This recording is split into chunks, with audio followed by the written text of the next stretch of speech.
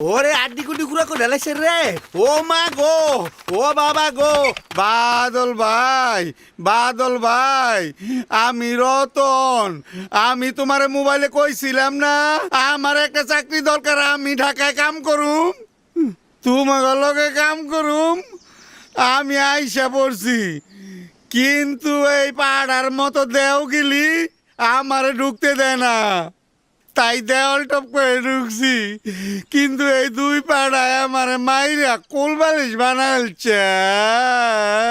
ও তুই রতন? হ বাদল ভাই, পাড়ার বাচ্চারা একবার খালি বিগ ব্রাদারের দলে নাম লেখাই লই, তারপর তো চাকরি খামু, তো গো খামু। এই ছাড়োকে। স্যার স্যার বেটা, চল আমার সাথে।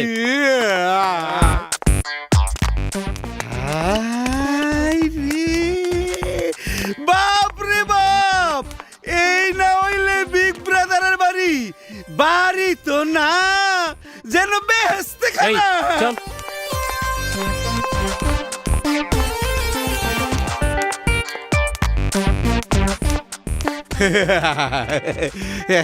বাদল ভাই, বিগ ব্রাদার কি আমার দলে নিব? কি জানি না। জানেন না মানে?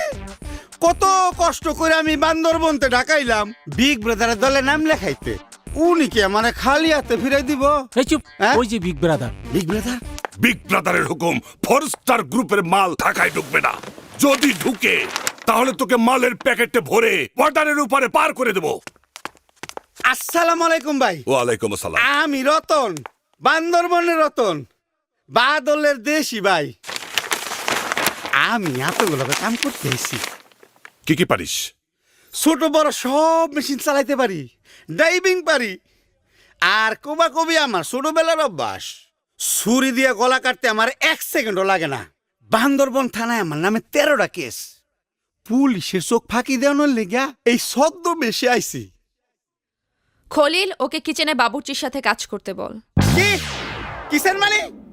এই চ্যাংরা পোলা, বিগ ব্রাদারের লগে কথা কইতাছি আমি, এর মধ্যে তুই নাক গলাসকে। এই রতন কেউরে ধরে না, 13 মামলার আসামি। এই, হ্যাঁ তারে কি কস? কি? উনি তো বিগ ব্রাদার। উনি বিগ ব্রাদার? আমারে মাফ করে দেন, রাগের মাথায় কি কইতে আমি কি কইয়া ফালাইছি, আমারে মাফ করে দেন আম্মা। এই চুপ, হ্যাঁ? আম্মা না, উনি আমাকে বিগ ব্রাদার। জি বিগ ব্রাদার, আমারে মাফ করে দেন। আপনি আমারে যেইখানে কাম করতে কইবেন আমি সেইখানে কাম করুম, কিন্তু আমারে বাইর কইরা দিয়েন না বিগ ব্রাদার। আপনার পায়ের নিচে আমারে জায়গা দেন।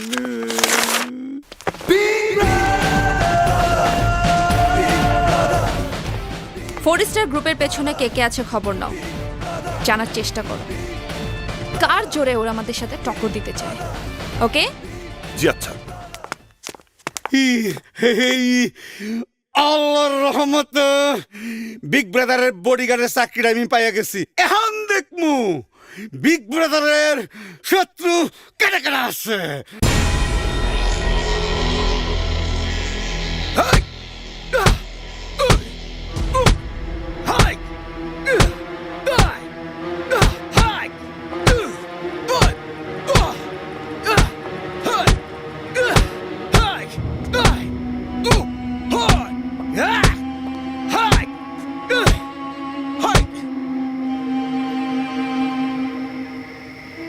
বস, 1 ঘন্টা হয়ে গেছে।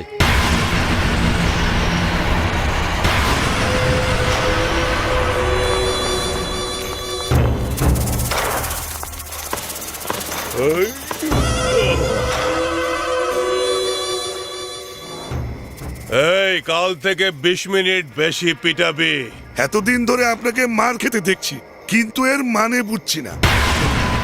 বুঝলি না, মায়ের আমাদের চির সাথী। পুলিশে ধরলে মার, র্যাবে ধরলে মার, শত্রু হাতে ধরা পড়লেও মার। তাই মার খেয়ে যাতে কিছু না হয়, তাই প্রতিদিন সময় করে আমি 1 ঘন্টা মার খাই। কিন্তু বিগ ব্রাদার আমাদের লোকদের মেরে সাইজ করে দিচ্ছে। জি বস, গোল্ডেন গুলজার পুলিশের কাছে ধরা খাওয়ার পর ভাবছিলাম আমরাই এই শহরের রাজা।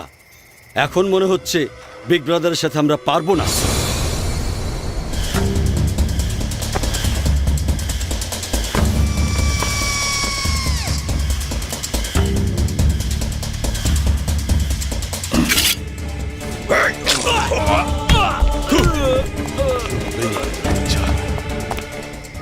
বস এটা কি করলেন?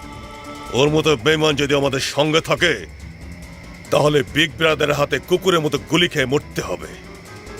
তাই বেমানের শাস্তি একটাই, কনফার্ম ডিলিট।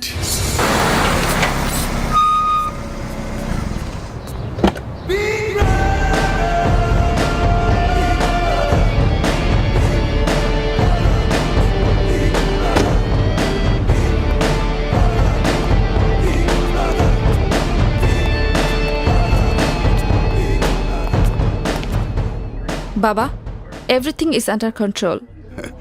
এই দিনের জন্যে, শুধু এই দিনের জন্যে আমি আমার মেয়েকে পুরুষের মতো করে মানুষ করেছি, পুরুষের মতো খুনোখুনি মারামারি শিখিয়েছি। তোর ভেতরে নারী চরিত্রের সমস্ত চাপ মুছে দিয়ে তোকে বানিয়েছি আমার ডান হাত, তোকে বানিয়েছি বিগ ব্রাদার। কাজল, তুই তো নিজের মতো ব্যবসা চালাতে থাক। কিন্তু বাবা, পুলিশ এখনো তৎপর, অথচ আগামী সপ্তাহে আমাদের চাঁদা টাকার কালেকশনের দিন। পুরনো কাউকে দিয়ে টাকা কালেকশন করার রিস্কে, পুলিশ তাকে ধরার জন্য ও পেতে থাকবে। আমি জানি, আর তাই আমি সেলিমকে আনিয়ে নিয়েছি। আমার বর্ডারের সব ব্যবসা দেখাশোনা করে সেলিম। ও চাঁদার টাকা কালেকশন করে তোর হাতে পৌঁছে দেবে। কিন্তু নতুন লোকের কাছে যদি ব্যবসায়ীরা টাকা না দেয়? তুই কোনো চিন্তা করিস না, আমি সব সিস্টেম করে রেখেছি। তুই শুধু ব্যারিস্টারের সাথে কথা বলে আমাকে ছাড়াবার ব্যবস্থা কর। ছাড়ানো সম্ভব, কিন্তু সাক্ষীগুলোর কি করবেন মিস্টার কাজল? সব কয়টা ডিজের সাজানো সাক্ষী, কোর্টে যদি ওরা সাক্ষী দেয়? সাক্ষীদের নাম ও ঠিকানা জোগাড় করা সম্ভব? জি, সবই আমার কাছে আছে। খলিল, যে বিগ ব্রাদার। সাক্ষীদের নাম ও ঠিকানা নোট করে নে। জি আচ্ছা। আপনি নিশ্চিত থাকেন ব্যারিস্টার সাহেব, মামলার সাক্ষী শুনানির দিন কোর্টে থাকবে না। কেন, খুন করবেন ওদের? না, ব্যবস্থা করব।